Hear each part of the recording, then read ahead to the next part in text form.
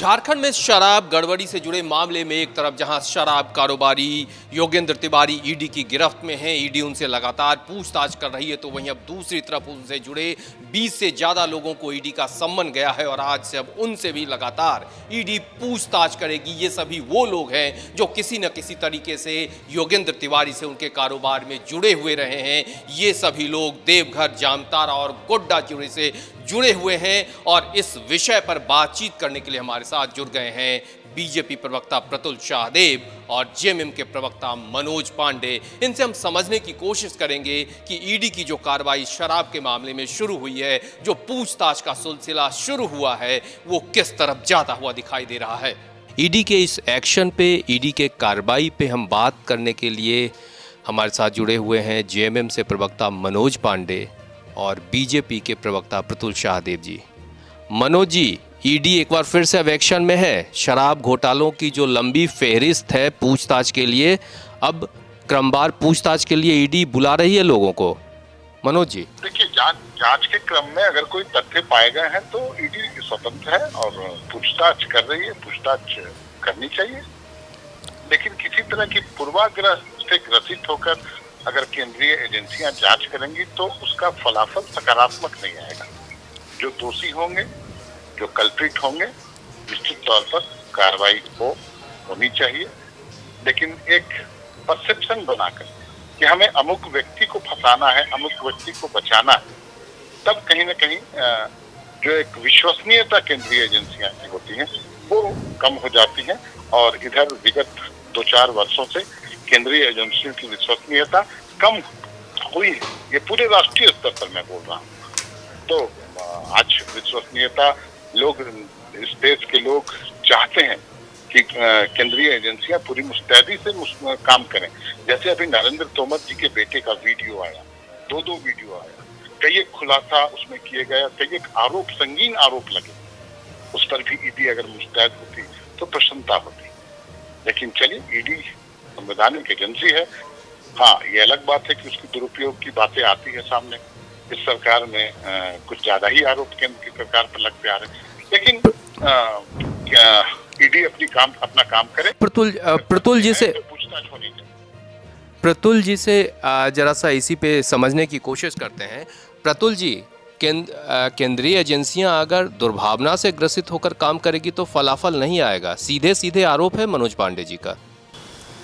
नहीं, मनोज पांडे जी की बात को मैं सुन रहा था, मैं भी सहमत हूँ। बिल्कुल एजेंसियों को स्वतंत्र रूप से काम करना चाहिए, निष्पक्ष रूप से काम करना चाहिए और ये काम करना भी चाहिए। हम भी कोई पूर्वाग्रह से ग्रसित नहीं होते हैं। एजेंसी सबको जैसे कोई सुराग मिलता है, इनपुट मिलता है, वो आगे अपना काम करती है। झारखंड में उसी लिहाज से काम हो रहा है। जहाँ तक एजेंसियों के निष्पक्ष नहीं होने का प्रश्न है तो शायद ये कांग्रेस के कार्यकाल को याद कर रहे थे, क्योंकि उसी समय सुप्रीम कोर्ट ने बड़े फेमस भी कहा था या कहीं से फेमस कहा था कि बारे में ये पिंजरे में कैद तोड़ने के समान है। और उस समय एजेंसियां शायद कांग्रेस के 106 दफ्तर की तरह काम करती थी।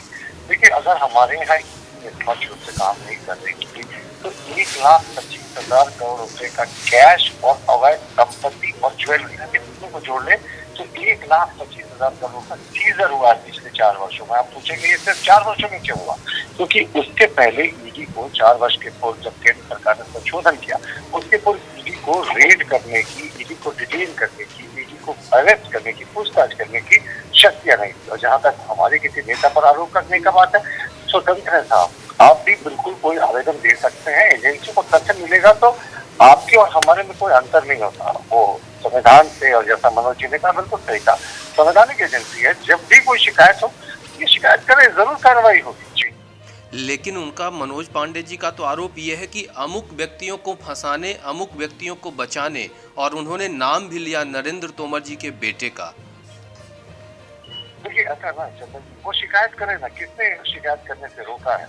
अब मीडिया में आई खबरों के आधार पर एजेंसियां कार्य को नहीं करती। उन्हें कहीं किसी जगह कोई पुख्ता सबूत मिलता है तो जरूर उस पर कार्य होता है। और किसी एफआईआर को टेक ओवर करना होता है, जहाँ किसी को लगता है कि ये मनी लॉन्ड्रिंग या किसी चीज से जुड़ा हुआ मैटर है, तो वो जरूर टेक ओवर करती है। आईबी के इनपुट्स पर टेक ओवर करती है, सीबीआई के इनपुट्स पर टेक ओवर करती है, और इस तरीके से कार्रवाई होते रहती है। तो अगर कहीं इनको लगता है कि हमारे किसी नेता ने गड़बड़ी की तो स्वागत है।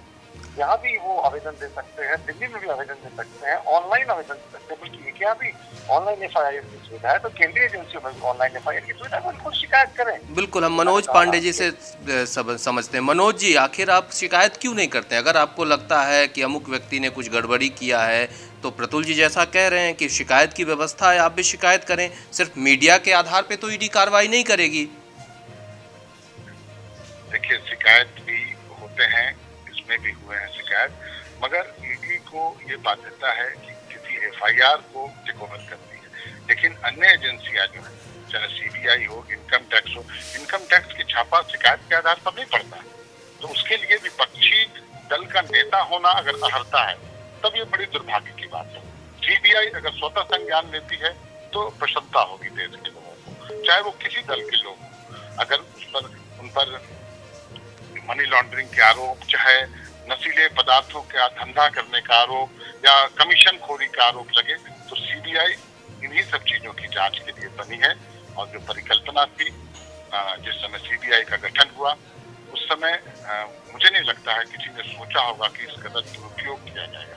तो सीबीआई को स्वतः संज्ञान लेना चाहिए और इनकम टैक्स को इसमें आगे आना चाहिए। मुझे लगता है जहां तक की प्राथमिकियां निश्चित रूप से दर्ज हुई होंगी, कांग्रेस ने तो बाकायदा प्रेस कॉन्फ्रेंस करके सारे तथ्यों का उजागर किया है, तो ईडी को इस पर भी आगे आना चाहिए।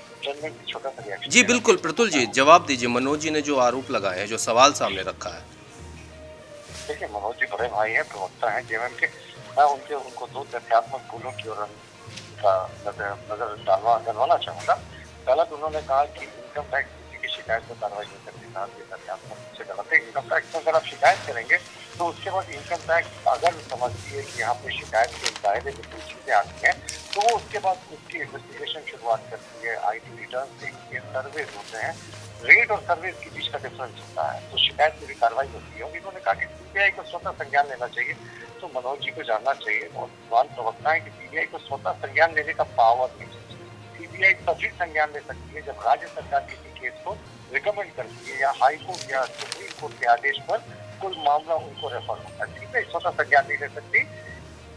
एफआईआर को टेक ओवर करने का अगर कहीं मनी लॉन्ड्रिंग की कल्पना दिख रही है या कुछ ऐसी गड़बड़ी दिख रही है जो ईडी कानून के दायरे में आता है, तो वो ईडी को चाहिए। इसी मामले में अगर हम बात करें, जिस तरह से पूरे झारखंड में भी ईडी का प्रकरण चल रहा है, नींबू पहाड़ मामले में भी सीबीआई ने कार्रवाई की है और एक बार फिर से अब सीबीआई ने तो प्राथमिकी भी दर्ज कर ली है। मनोज पांडे जी, मनोज जी, नींबू पहाड़, हाँ, नींबू पहाड़ मामले में चूंकि मामला न्यायालय में भी है और इस पर केंद्रीय एजेंसियां सक्रिय हैं, लेकिन मैं फिर बोल रहा हूँ कि ये एक दुर्भावना लेकर अगर कोई आएंगे कि राज्य के सर्वाधिक लोकप्रिय मुख्यमंत्री एक आदिवासी का बेटा हो। मैं आदिवासी का बेटा इसलिए बोलता हूँ कि जब पिछली बार भाजपा को सत्ता में आने का मौका मिला था, तो एक छत्तीसगढ़ के व्यक्ति को बनाया था। आदिवासी इनके प्राथमिकता एजेंडे में कहीं से नहीं। तो एक आदिवासी युवक आज लोकप्रियता के शिखर पर है, तो कैसे एक गलत परसेप्शन के आधार पर एक गलत परसेप्शन बनाया जाए जनता के बीच में, ऐसी कार्रवाई की जाए, ये गलत है। प्रतुल जी, पहाड़ में जो भी तथ्य है उस पर जांच हो, जांच के पर जो आगे कार्रवाई होगी हम उसका सामना करेंगे। हमको गलत ढंग से फंसाने की कोशिश की जाएगी जो अब तक होती रही है। हम न्यायालय के शरण में जाते हैं, न्यायालय से हमें रिलीफ भी मिलता है, कभी कभी रिलीफ नहीं भी मिलता है, तो हम हर तरह की कानूनी लड़ाई लड़ने के लिए तैयार है और लड़ भी रहे हैं। प्रतुल जी, देखिए, मैं सहमत हूँ इस बात से कि ये सामना तो कर ही रहे हैं, लेकिन ये कहना कि एजेंसियां दुर्भावना से प्रेरित रहती हैं या इस तरह की कार्रवाई होती है, तरफा कार्रवाई होती है, बिल्कुल गलत है। आप देखिए, जिस समय माननीय मुख्यमंत्री जी के विधायक प्रतिनिधि के घर में छापा हुआ था, उनके सहयोगी के घर में छापा हुआ था, तो करोड़ रुपए कैश मिले थे। अधिकारियों के घर भी करोड़ रुपए कैश मिले थे। और अब तो सरकार के 4 वर्ष हो गए, 4 वर्ष में अगर कोई इनको सबूत नहीं मिलता, तो अभी भी माननीय मुख्यमंत्री जी ने, पंकज मिश्रा को, जिनको ईडी ने प्रमुख किंगपिन माना है इस पूरे खनन घोटाले का, वो अभी भी उनके विधायक प्रतिनिधि के तौर पर है। तो अभी तक तो जब वो चार्जशीटेड हो गए हैं, सुप्रीम कोर्ट तक से उनको पहली बार बेल नहीं मिली, फिर वो कोशिश कर रहे हैं। तो मुझे लगता है कि इसमें कहीं ना कहीं ये चीज देखना चाहिए। माननीय मुख्यमंत्री जी हमारे भी मुख्यमंत्री हैं, प्रदेश के मुख्यमंत्री हैं, और जिस समय मनोज पांडे जी आदिवासी मुख्यमंत्री, आदिवासी बेटे का जिक्र करते हैं, कन्वीनियंटली झारखंड के शुरुआत के इतिहास को भूल जाते हैं कि पहला आदिवासी मुख्यमंत्री भी भारतीय जनता पार्टी ने बाबूलाल मरांडी जी के रूप में किया था। फिर अर्जुन मुंडा जी भी आदिवासी मुख्यमंत्री थे। और जिस तरीके की भाषा है वो थोड़ी मर्यादित होनी चाहिए।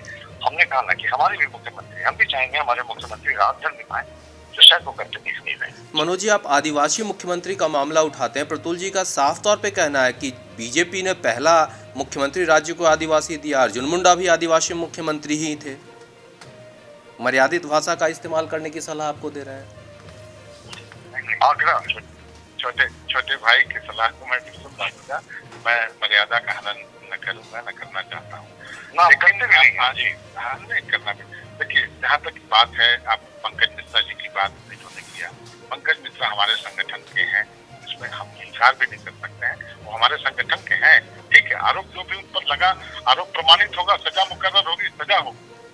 लेकिन आज भी वो पद पर बने हुए हैं। जब गृह राज्य मंत्री केडी मिश्रा, उन पर आरोप लगा था, कितने गंभीर आरोप थे। गृह राज्य मंत्री के पद पर आज भी सुशोभित कर रहे हैं। तो सिर्फ आरोप लग जाने से, वो भी संगठन की बात है, हमने कोई संवैधानिक जिम्मेवारी उनको नहीं दी है। वो सांगठनिक पद है, उनके प्रतिनिधि के तौर पर उनकी उपस्थिति में क्षेत्र की समस्याओं को निराकरण करना और भी कई काम। तो जहाँ तक लोक लज्जा की बात है, तो हम कहीं आगे हैं इन सबों से। लेकिन भारतीय जनता पार्टी को अपने गिरेबान में झांकना चाहिए कि कैसे गंभीर आरोप लगते हैं, चाहे कुलदीप सेंगर पर हो, चिन्मयानंद जी पर हो, और भी कई जो उत्तराखंड में जो मंत्री पुत्र पर लगे थे आरोप। उसके बाद सभी तो है, अपनी जगह पर है, संगठन में है। किसी को निष्कासित करने का हमको नहीं लगता है। निष्कासित भी हुए फिर वापस आ गए। राम रहीम तक को फरलो दे दिया जाता है। तो अपने गिरेबान में झांकना होगा।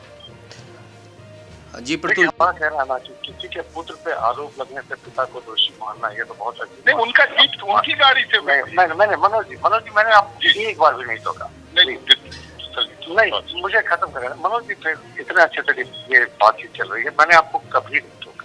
खत्म करना है। पुत्र पे आरोप लगने से अगर पिता दोषी होने लगे, तो माननीय मुख्यमंत्री पे जो आरोप लग रहे हैं, क्या हम इसके लिए ईशम गुरु आदरणीय शिबू सोरेन जी को दोषी मानेंगे? जी नहीं। उन्होंने जो किया वो बिल्कुल अलग था, और मुख्यमंत्री जी ने जो किया उनके कार्यकाल में, उसके लिए हम गुरु जी को कैसे दोषी मानेंगे? और रही बात नैतिकता की, तो पंकज मिश्रा कोई साधारण व्यक्ति नहीं है। वो संवैधानिक पद पर भले ना हो, पर उनके साथ 1-4 का पुलिस स्क्वाड चलता था। मुख्यमंत्री के विधानसभा क्षेत्र के विधायक प्रतिनिधि थे, बड़े फेमस व्यक्ति थे, और सुप्रीम कोर्ट ने प्रथम दृष्टया तक उन पर लगे आरोपों को सही मानते हुए सुप्रीम कोर्ट तक उनको बेल नहीं दिया। चार्जशीटेड है, 1 वर्ष से जेल में है, उसके बाद ये कह रहे हैं। ये तो व्यक्ति विशेष है। पंकज मिश्रा के पुत्र पे आरोप नहीं लगा, पंकज मिश्रा पर आरोप लगा। ये हमारे और उनके सरकार के कार्यशैली में अंतर है। क्या फिलहाल अब ईडी एक स्वतंत्र एजेंसी है, मैं ईडी का प्रवक्ता नहीं हूँ। ईडी अपना काम करेगी, उसके जो सबूत मिलता है वो करती जाएगी।